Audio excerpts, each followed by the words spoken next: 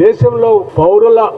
Vote చోరీకి గురవుతుందని, తద్వారా Bharatiya Janata party లబ్ధి పొందుతుందని, పౌరులకి భారత రాజ్యాంగం కల్పించినటువంటి ఓటు హక్కుని భారతీయ జనతా పార్టీకి సంబంధించినటువంటి నాయకత్వంలో ఉన్నటువంటి కేంద్ర ప్రభుత్వం కానీ లేకపోతే వారికి సంబంధించినటువంటి వ్యక్తులు కానీ ఎన్నికల కమిషన్ కి ప్రభావితం చేస్తూ ఈ చోరీ కార్యక్రమాన్ని పెద్ద ఎత్తున పాల్పడుతుందని ఉదాహరణలతో సహా ఈ దేశ ప్రధాన ప్రతిపక్ష నాయకుడు శ్రీ రాహుల్ గాంధీ గారు వీడియో ప్రెజెంటేషన్ తో సహా చక్కగా దేశ ప్రజలందరికీ వివరించిన విషయం కూడా మీ అందరికీ తెలిసింది. కేవలం ఓటు చోరీ గురించి తెలిసిన సమాచారం దేశ ప్రజలకు చెప్పటమే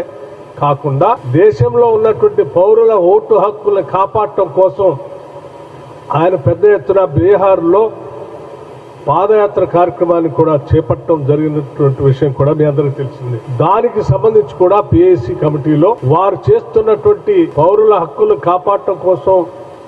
ఓటు చోరీకి వ్యతిరేకంగా భారత రాజ్యాంగాన్ని నిలబెట్టడం కోసం వారు చేస్తున్నటువంటి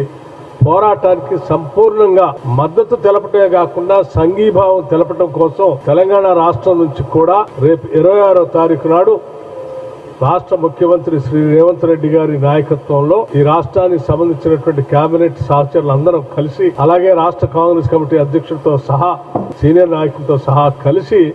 వారి పాదయాత్రలో పాల్గొనడానికి వెళ్లాలని నిర్ణయం చేయడం కూడా జరిగింది.